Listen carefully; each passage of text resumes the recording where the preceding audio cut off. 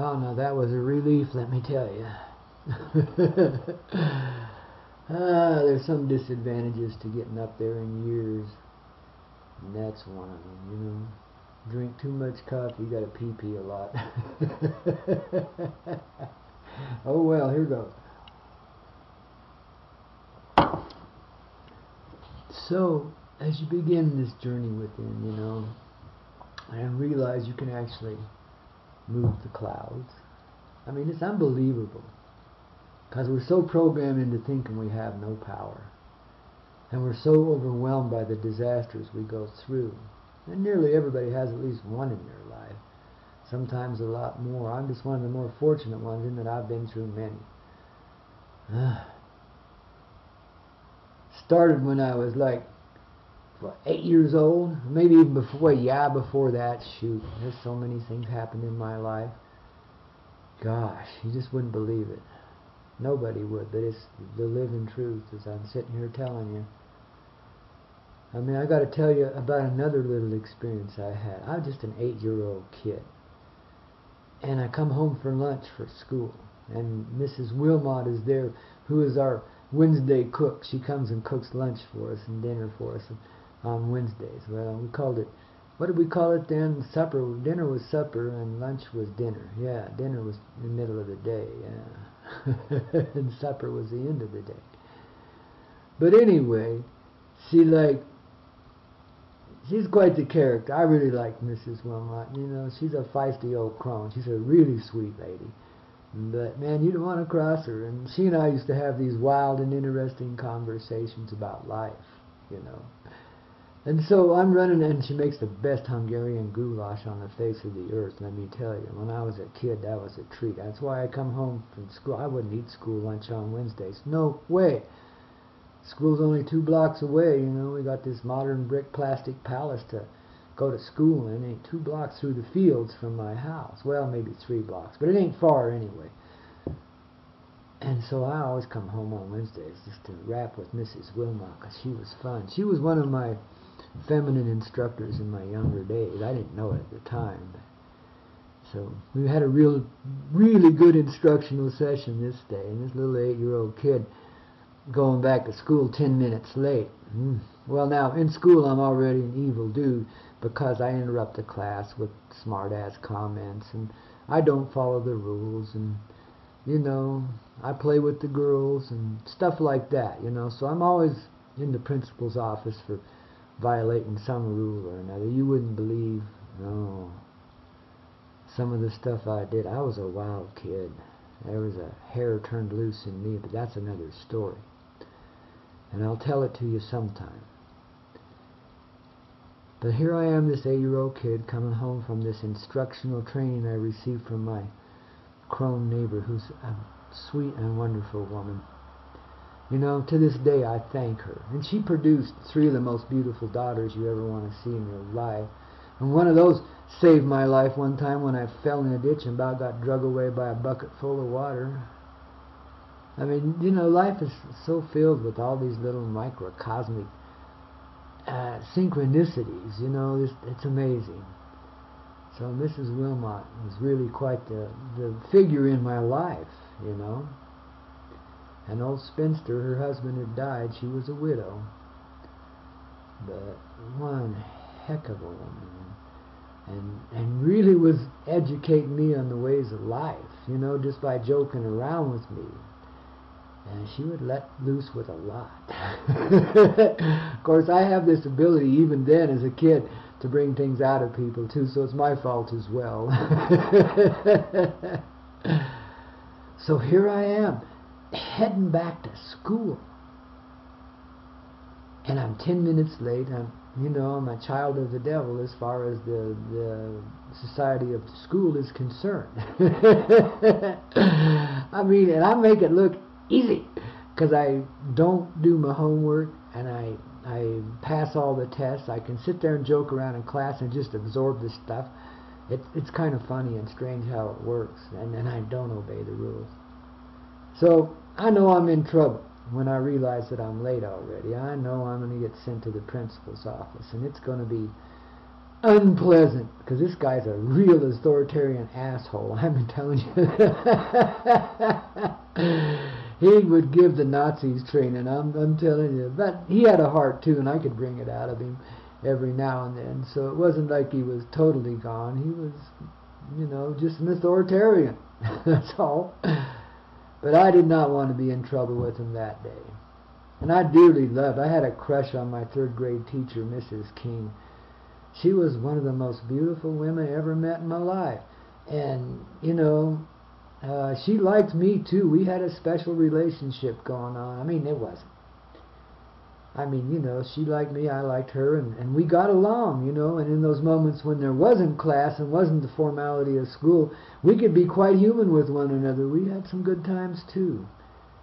She was another one of my instructors. She was a young lady, just newly married, was pregnant that year, the poor lady, and just beginning to grow into a beautiful presence, that, like Mrs. Wilmot later, But I had a crush on her. She was cute. She was knockout gorgeous, and her vibe, oh my God.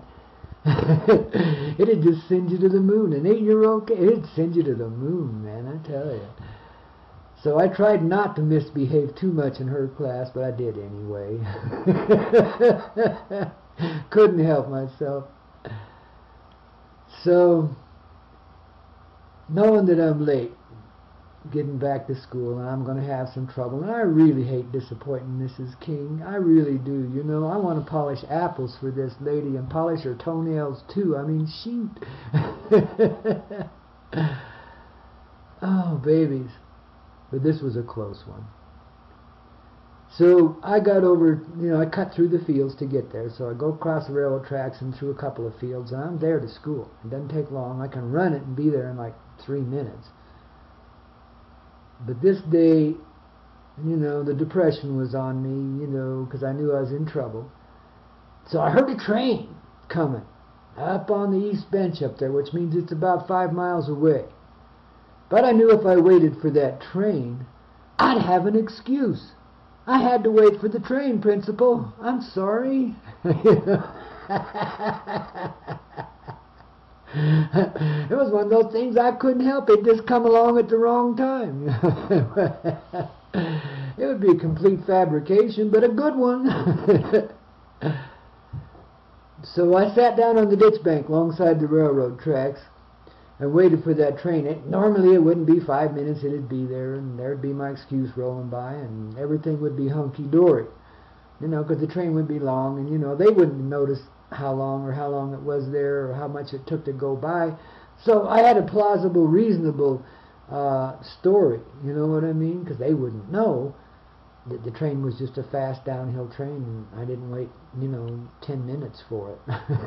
But I'd be about a half hour late, but with a good excuse. I thought, that's, kids reason a little differently. So I sat down on that ditch bank and watched the sunshine and soaked up a little bit of God and nature, and this stupid train, I could see the headlight down the track. There's a turn up there where it turns back and comes towards me at an angle, and that's about a mile away, and I could see the stupid headlight there. But that train just wouldn't come. Time was flying by and that train just wouldn't come. What the heck? It's a downhill train. It should have been here 10 minutes ago. So finally I just jumped up and ran to school. And so I'm like about 20 minutes late, And I dodge into the classroom and stand there with that smile on my face and my hands behind my back and say, "Oh, gee, Mrs. King, I'm sorry. I went home for lunch." And that day she had some compassion for me for some reason or another. And she says, "Oh, it's okay. Go take your seat at the back of the class." And I barely got back to my desk when we hear this big kaboom. And we look up. Now our classroom windows are situated so we can see the railroad tracks that I just crossed on my way to school. And here's the middle of this big long freight train going about 40, 50 miles an hour. jumping the tracks.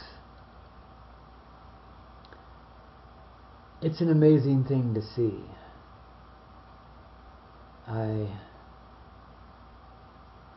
just cannot hardly describe it. That everything in moments like this, I know any of you guys have been through disastrous moments. You know that time compresses and it slows in moments like that. So this whole thing's happening kind of like in slow motion, and the whole class is just standing there with our mouths open watching this happen.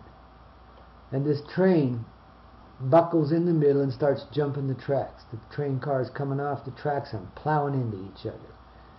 And the first one lands, it's a coal car, carload of coal, lands right where I'd been sitting on that ditch bank. Now if I'd been sitting there waiting, guess what? Little old Coyote would have been free. Wouldn't be much left of me. And then 5 more of them coal cars. And then 47, they counted them later, 47 tank cars of crude oil. The stuff they make diesel and gasoline out of. You know, that stuff, that nasty black tarry stuff that, oh God, starts jumping the tracks too. 47 tank cars full of crude oil. And here we are not 2-3 blocks from it. Why, this thing could explode at any moment and wipe us off the face of the earth in a fiery, painful death. Wow. It was incredible.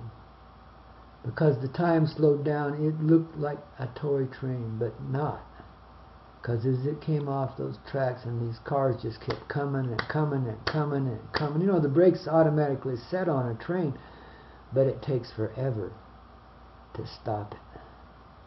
Because there's so much weight and so much momentum there. I mean, we're talking hundreds of thousands, millions of tons on one train. So this thing and these tank cars are flying everywhere. They're turning into accordions and crunching, and parts and pieces are flying everywhere, and they're just going every which way. Not 3 blocks from us. And finally, after about 5 minutes of that, this train just continuing to plow into itself and pile up there. Finally, it stops. And you could have heard a pin drop.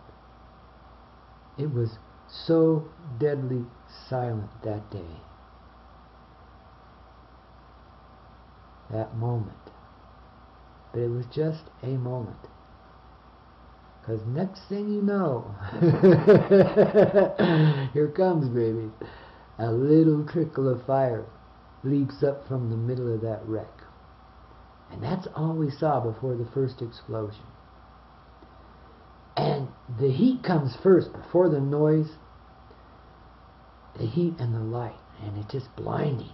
And there's heat on your face. We're standing inside of a schoolhouse behind glass windows. A brick schoolhouse. And the heat and the light hits your face and you feel like blisters are coming. I mean, it's just instantly hot.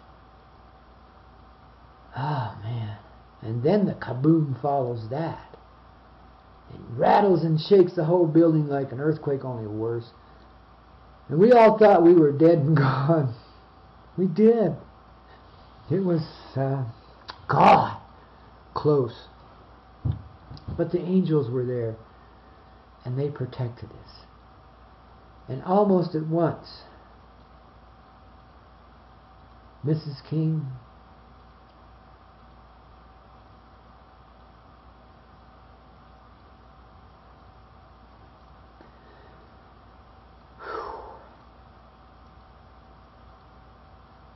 lined us up at the doorway, 2 by 2. Other teachers doing the same thing. We marched into the hallway, which of course was a lot safer because there's no windows. We're surrounded by bricks, brick walls. And then the decision was made to move us immediately down the street a few blocks to a church house basement.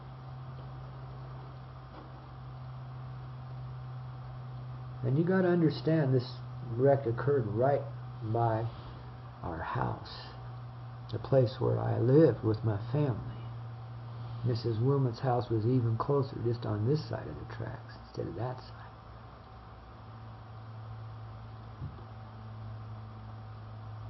And they marched us out of that schoolhouse.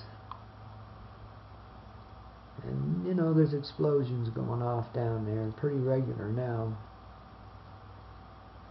And flames shooting a mile into the air. And flaming pieces of steel coming down out of the air around us. And nobody gets hit, nobody gets hurt. And we go to that church house basement and hang out for a while. And these explosions went on for 3 days afterwards.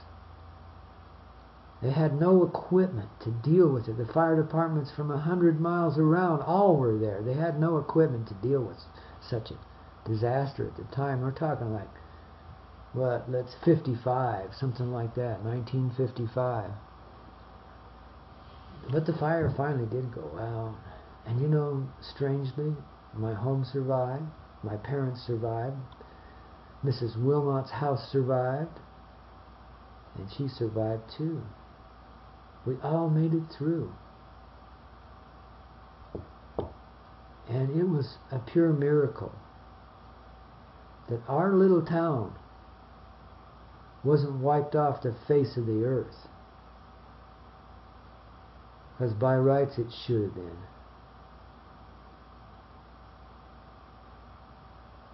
But it wasn't. The explosions went up into the air for the most part, rather than outward.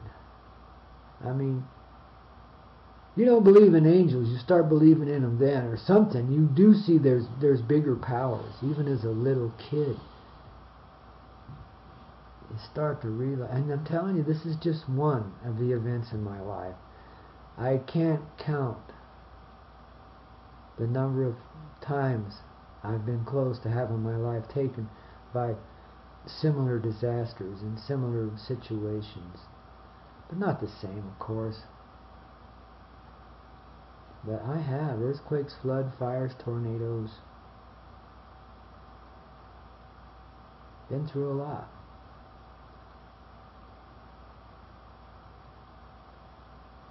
And it teaches you.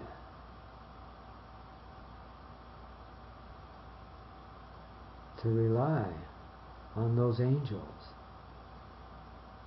Sometimes you almost take them for granted.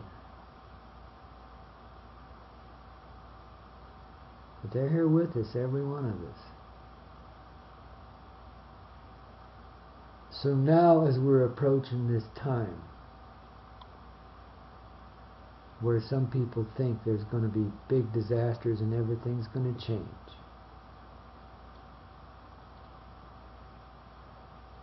we just got to remember we got those angels.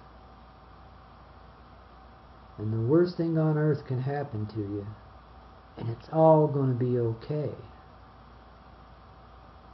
And that the changes we're approaching, really, well, they're not of a disastrous nature. Yes, everything is crumbling around us now. The earth, the world we live in, is beginning to disintegrate. It's the same as the crumpling of Rome long time ago. I mean, it's visible. Western society, in fact, the earth is going to go down and take the earth with her. I mean, from the outset. But you remember there's angels. And remember, there's many people on this earth that are beginning to remember their empowerment. And this sharing here is a part of helping you remember it within yourself. There's energy here that conveys that to you. And because of this very factor, and because there are people in this world that care, and don't want to see it destroyed, just want to see it reformed so it becomes a more equitable and beautiful place where life can be truthfully enjoyed, where happiness is the reality, not something we make up, not something we pretend ourselves into, but something that's real. That's the world we're approaching now. And no amount of darkness or danger can stop this process. It's ongoing. And as this society crumples, a new society arises to take its place, given from the hearts of people like you and I. We're coming back. We're moving beyond this helpless world into the world where we help ourselves, to the beauty, the magic, and the wonder of it all. The party's on at our place, let me tell you. Mother Earth has opened her doors for the reunion. And the power of that is here within us now. In this place, in this moment in time. It's a treasure chest opening. It's only a disaster for those who sought to take power in that other way. Hell yeah, for them, it's a huge disaster. But the most blessed disaster they could ever go through. And because they'll go through it, it'll make them humbly appreciate themselves in a way that they never have before. So it's the beginning of the abundance for everyone, and not just for these few. It's the return of fairness and equity. The pleasance of being, the empowerment of your personal self given through your heart of love. And if you look around you, the signs of it are everywhere. The evidence is not hidden. It's very real. In a way, we've been through one long disaster.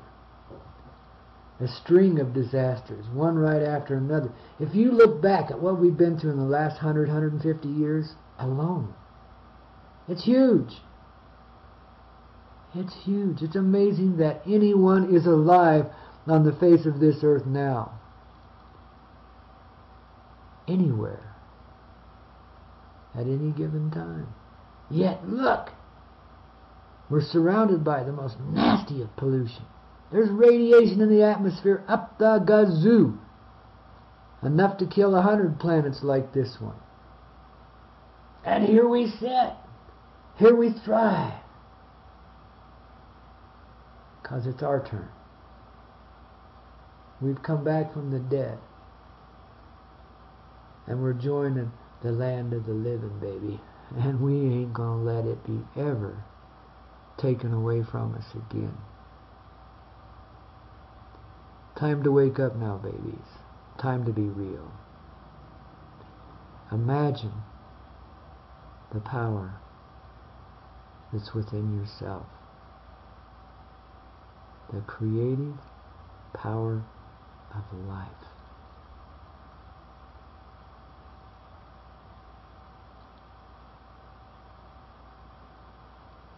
Love yous guys. Next time, rock and roll.